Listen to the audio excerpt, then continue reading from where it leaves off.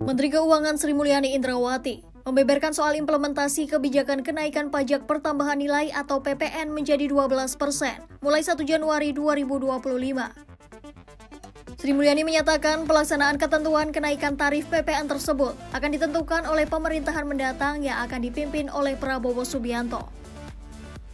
Hal tersebut disampaikan Sri Mulyani usai menyerahkan kerangka kebijakan ekonomi makro atau pokok-pokok kebijakan fiskal atau KEM PPKF 2025 kepada DPR. Sri Mulyani menegaskan dalam perumusan APBN 2025, pemerintah terus melakukan komunikasi dan konsultasi dengan perwakilan Prabowo.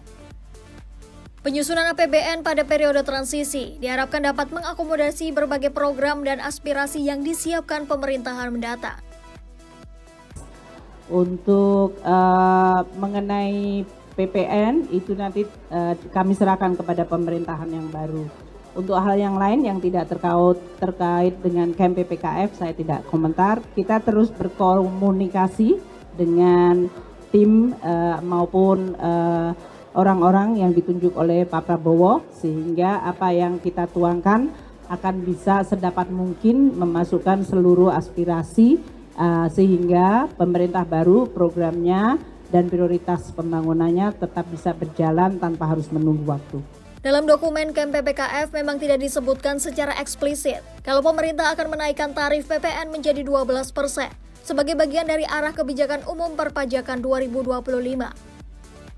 Namun dalam dokumen itu disebutkan salah satu kebijakan teknis pajak yang akan ditempuh pada tahun depan ialah mengimplementasi kebijakan perpajakan sesuai UU Nomor 7 Tahun 2021 tentang harmonisasi peraturan perpajakan atau HPP. Adapun ketentuan mengenai kenaikan tarif PPN yang diatur dalam pasal tersebut berbunyi, tarif PPN sebesar 12% mulai berlaku paling lambat pada tanggal 1 Januari 2025. Sementara itu, peneliti Center of Reform on Economic atau KOR Indonesia Yusuf Randy Manilet menyatakan, rencana kenaikan tarif PPN harus dilakukan di momentum yang tepat. Menurutnya, kebijakan kenaikan tarif PPN perlu disesuaikan dengan kebijakan pemerintahan lainnya yang berkaitan dengan inflasi ataupun target kenaikan upah, agar tak menimbulkan konsekuensi berlebihan terhadap perekonomian.